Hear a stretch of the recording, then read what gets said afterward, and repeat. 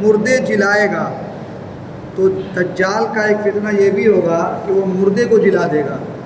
اور یہ سب آپ نے سنا کہ یہ سب شعبدہ بازی ہے، یہ سحر انسانوں کی آنکھوں میں اس طریقے سے وہ پردہ ڈال دے گا کہ لگے گا کہ مردہ اس نے زندہ کر دیا۔ زمین کو حکم دے گا تو وہ زمین سبزے اگائے گی، تو زمین بھی سبزہ اگائے گی اور یہ لوگوں کے سامنے ہوگا۔ آسمان سے پانی برسائے گا اور ان لوگوں کے جانور لمبے چوڑے خوب تیار اور دودھ والے ہو جائیں گے۔ تو جب زمین کو حکم دے گا، زمین سے کھیتیاں اگے گی، سبزے اگیں گے، تو جو جانور ہوں گے وہ جانور ان زمینوں پہ چریں گے تو ان کے تھنوں میں دودھ آ جائے گا۔ تو یہ ظاہری جو چیزیں ہیں یہ لوگوں کے سامنے ہوں گی۔ اور ویرانے میں جائے گا تو وہاں کے دفینے شہد کی مکھیوں کی طرح دل کے دل اس کے ہمراہ ہو جائیں گے۔ اگر کسی ویرانے میں پہنچا، بیابان میں پہنچا، تو زمین کے اندر جو خزانے ہیں وہ خزانے ابلنا شروع کر دیں گے۔ جہاں وہ جائے گا زمین سے خزانہ نکلنا شروع ہو جائے گا۔ اب کہہ رہے ہیں کہ اسی قسم کے بہت سے شعبدے وہ دکھائے گا، شعبدہ دکھائے گا۔ اور شعبدہ کہتے ہیں آنکھوں کو فریب دینے کا تماشا، کہ آنکھوں کے سامنے ایسا لگے گا کہ حکم دے رہا ہے تو زمین سے نکل رہی ہے چیزیں، حکم دے رہا ہے تو مردہ جی رہا ہے، تو اس طریقے سے وہ کرے گا۔ اب آپ یہ بتائیے، آج کے زمانے میں لوگ معمولی سی چیز کو دیکھ کر کے کسی سے متاثر ہو جاتے اور اس کو سب کچھ سمجھ لیتے۔ وہ زمانہ کتنا خطرناک ہوگا کہ جب ایسا وہ شعبدہ بازی دکھائے گا تو لوگ، تو ظاہر سی بات ہے تو لوگ اس کے قریب ہوں گے ہی، پوری کی پوری آبادی اس کی ہو جائے گی۔ تو کہہ رہے کہ یہ سب آنکھوں کا دھوکہ ہوگا، اور حقیقت میں یہ سب جادو کے کرشمے ہوں گے۔ تو جب واضح کر دیا، اور یہ حدیث رسول میں بھی ہے، مشکات شریف کی حدیث پاک ہے، یہ جتنا جو اس کے کارنامے ہوں گے یہ سب جادو کا کرشمہ ہوگا، اور شیاطین کے تماشے ہوں گے۔ اس کے ساتھ شیاطین کی ایک پوری فوج رہے گی اور وہ یہ سب تماشا دکھائیں گے، جن کو واقعیت سے کچھ تعلق نہیں۔ تو یہ جتنی چیزیں وہ دکھائے گا صرف دکھاوا ہوگا اور حقیقت سے اس کا کوئی مطلب نہیں ہے۔ اسی لیے اس کے وہاں سے جاتے ہی لوگوں کے پاس کچھ نہ رہے گا۔ جب تک وہ وہاں رہے گا زمین ہریالی رہے گی، سونا چاندی مال سب کچھ رہے گا، اور جیسے ہی وہاں سے دوسری جگہ جائے گا پھر وہی لوگ اپنی جگہ پہ آ جائیں گے، پھر وہی بھوک مری ہو جائے گی۔ تو اس کا مطلب یہ ہوا یہ سب دکھاوے کے لیے ہوگا۔ حرمین شریفین میں اس سے پہلے آپ نے سنا کہ پوری دنیا کا وہ گشت کرے گا، لیکن مکہ شریف یہ نہیں لکھا ہے کہ عرب کی بات نہیں ہے، صرف مکہ شریف نہیں جا پائے گا، مدینہ شریف نہیں جا پائے گا۔ اس کا مطلب یہ ہوا کہ عرب میں بھی یہ گھسے گا، لیکن مکہ شریف اور مدینہ شریف ان دو عظیم اور مقدس شہروں میں وہ جا نہیں پائے گا۔ اور کیوں نہیں جا پائے گا، اس کی وجہ کیا ہے سنیے۔ کہہ رہے کہ حرمین شریفین میں جب جانا چاہے گا ملائکہ اس کا منہ پھیر دیں گے، تو فرشتے اس کے روح کو پھیر دیں گے، وہ وہاں تک جا ہی نہیں سکتا۔ اور یہ وہ زمانہ ہوگا کہ بڑے بڑے ابدال، بڑے بڑے قطب، بڑے بڑے اولیاء کرام، جتنے نیک اور متقی لوگ ہوں گے اس وقت سب مکہ شریف میں جا کر کے جمع ہو جائیں گے، مدینہ شریف میں جا کر کے جمع ہو جائیں گے، اس لیے کہ نیک لوگ جو ہوں گے وہ مدینہ شریف مکہ شریف میں رہیں گے اور اس کے فتنوں سے وہ لوگ محفوظ رہیں گے۔ ملائکہ فرشتے اس کا منہ پھیر دیں گے۔ البتہ مدینہ طیبہ میں 3 زلزلے آئیں گے، تو مدینہ شریف میں بھی 3 زلزلہ آئے گا قیامت سے پہلے، کہ وہاں جو لوگ بظاہر مسلمان بنے ہوں گے اور دل میں کافر ہوں گے، اور وہ خود علم الہی میں دجال پر ایمان لا کر کافر ہونے والے ہیں، ان زلزلوں کے خوف سے شہر سے بھاگیں گے اور اس کے فتنوں میں مبتلا ہوں گے۔ اس چیز کو سمجھیے یہ کیا کہہ رہے ہیں۔ تو مدینہ طیبہ میں بھی جو لوگ منافقین ہوں گے، جن کی زبان پر کچھ ہوگا دل میں کچھ ہوگا، جس طریقے سے آج بھی وہاں کی جو حکومت ہے وہ وہابی حکومت ہے، وہ بزرگوں کی گستاخ، مزارات کو اٹھانے والے، ہے نا اولیاء کرام کے دشمن ہیں وہ لوگ. تو ایسے لوگ جب زمین میں مدینہ طیبہ میں زلزلہ ہوگا تو ایسے لوگ وہاں سے بھاگیں گے ڈر کر کے. جب وہ بھاگیں گے مدینے سے نکلیں گے تو وہ دجال کی فتنوں میں آ جائیں گے. تو ویسے لوگ جو شروع ہی سے جن کے دل میں کینہ تھا وہ اس زلزلے کی وجہ سے مدینے سے نکلیں گے اور نکلنے کے بعد جیسے ہی باہر آئیں گے تو دجال کے فتنوں میں وہ گرفتار ہو جائیں گے. گویا کہ یہ زلزلہ مدینہ طیبہ میں اس لیے آئے گا تاکہ خاص لوگ صرف مدینے میں رہ جائیں اور جو لوگ منافقین ہوں گے وہ مدینے سے باہر نکلیں گے اور اس دجال کے فریب میں آ کر کے وہ لوگ گرفتار ہو جائیں گے. اب سنیے دجال اکیلا نہیں ہوگا, اس کے ساتھ کس کی فوج ہوگی؟ کہہ رہے کہ دجال کے ساتھ یہود کی فوجیں ہوں گی. تو یہودیوں سے بڑا لگاؤ ہوگا اس کا, یہودیوں سے بڑا رشتہ ہوگا. اس کے ساتھ جو فوج ہوگی وہ یہودیوں کی فوج ہوگی. اور لوگ کیسے پہچانیں گے اس کو یہ دجال ہے؟ تو اللہ نے اس کی پہچان بھی کرا دی ہے. اس وقت بھی اللہ نے پہچان اس کی پیشانی میں رکھی ہے. تو جو ایمان والے ہوں گے, جو نبی کے عاشق ہوں گے اس دور میں, وہ دجال کو پہچان لیں گے اور اس سے دور ہو جائیں گے. کہہ رہے کہ اس کی پیشانی پر یہ لکھا ہوگا کافر, کافر لکھا ہوگا. تو اس کی پیشانی بھی لکھا ہوگا کافارا.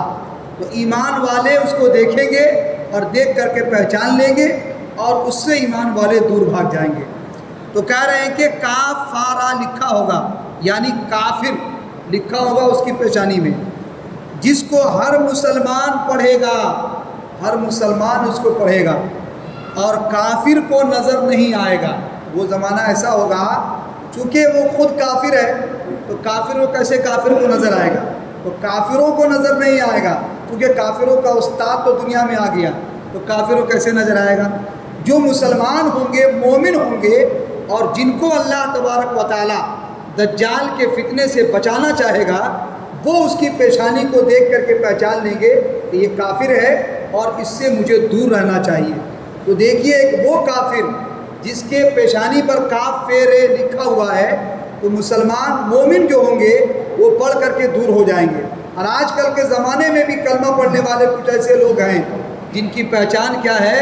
جن کی پہچان یہ ہے کہ وہ حضور کی گستاخی کرتے. پیشانی پہ لکھا تو نہیں ہے, نہیں لکھنے کی وجہ سے بہت سارے ہمارے بھائی پھنس جاتے ہیں ان کے چکر میں, نہیں لکھنے کی وجہ سے.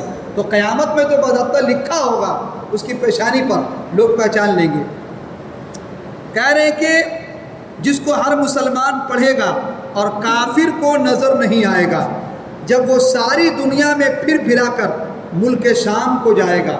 اب یہاں سے حضرت عیسیٰ علیہ السلام تشریف لائیں گے. کیسے لائیں گے, کہاں پر آئیں گے؟ اور ہمارا اور آپ کا عقیدہ یہی ہے کہ حضرت عیسیٰ علیہ السلام زندہ ہیں اور قیامت کے قریب وہ دنیا میں تشریف لائیں گے.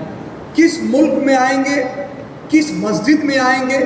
اب وہ سنیے, یہ آپ کی معلومات میں اضافہ ہوگا کہ حضرت عیسیٰ علیہ السلام جب تشریف لائیں گے تو کس ملک میں تشریف لائیں گے اور دجال کا سامنا کیسے ہوگا. یہ کہہ رہے ہیں کہ دجال ساری دنیا میں پھر پھرا کر ملک شام کو جائے گا. اس وقت حضرت عیسیٰ علیہ السلام آسمان سے جامع مسجد دمشق کے, تو دمشق کی جو جامع مسجد ہے تو جامع مسجد کے پوربی مینارے پر, جامع مسجد کے مشرقی مینارہ, تو جامع مسجد ایک تو پچھم ہے اور ایک پورب ہے, تو پورب کی جانب جامع مسجد کا جو مینارہ ہوگا اسی مینارے پر حضرت عیسیٰ علیہ السلام تشریف لائیں گے. اور دجال بھی ملک شام میں جا چکا ہے اور حضرت عیسیٰ بھی تشریف لا رہے ہیں, ملک شام ہی میں تشریف لا رہے ہیں. اور جامع مسجد دمشق کی ملک شام کے مشرقی مینارے پر حضرت عیسیٰ علیہ السلام نزول فرمائیں گے. نزول کے مطلب ہوتا ہے اترنا.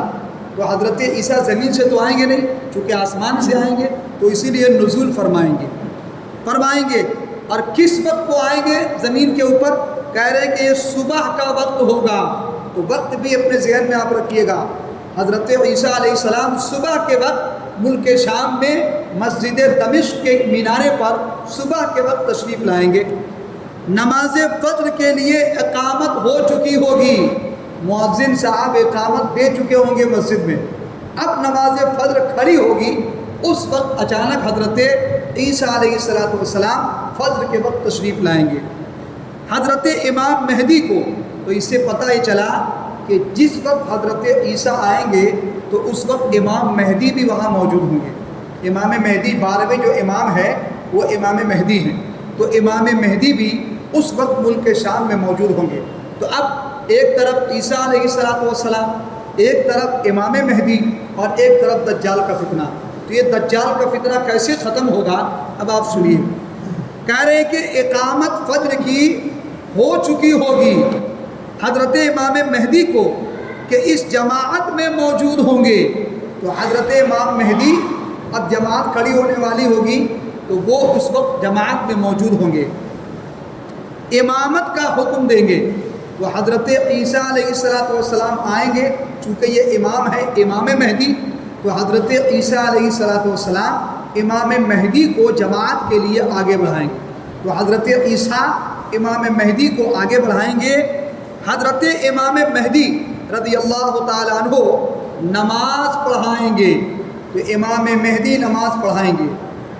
وہ لعین دجال، اب حضرت عیسیٰ ملک شام میں موجود ہیں، دجال بھی موجود ہے، کیسے مرے گا دجال وہ دیکھیے۔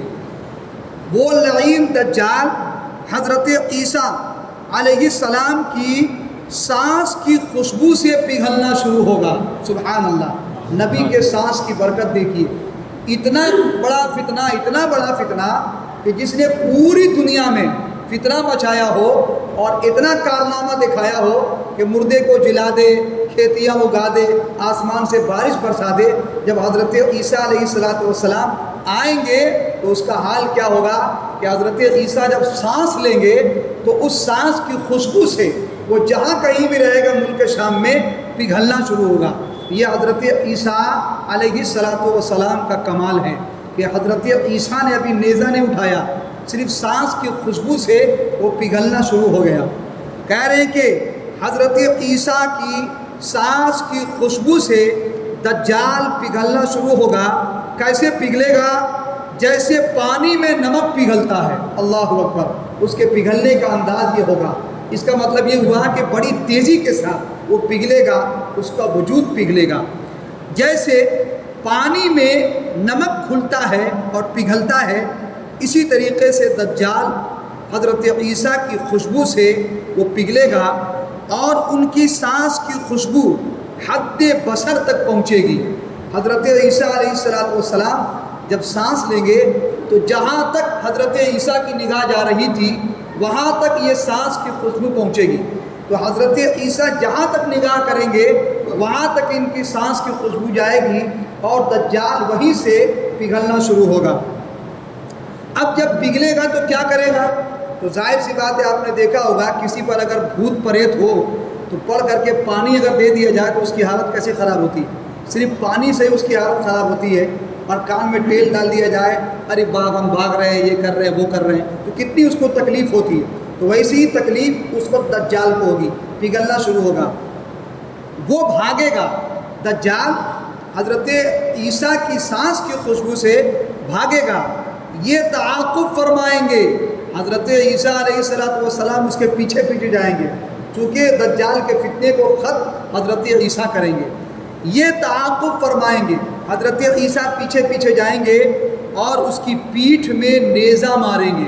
تو حضرت عیسیٰ علیہ السلام دجال کی پیٹھ میں ایک نیزہ گھونپیں گے، اس سے وہ جہنم واصل ہوگا، اس سے وہ جہنم میں پہنچ جائے گا۔ اور اس طریقے سے حضرت عیسیٰ علیہ السلام دجال کا خاتمہ فرمائیں گے۔ آگے انشاءاللہ تبارک و تعالی پھر اس کا بیان ہوگا۔ اللہم ربنا آمین۔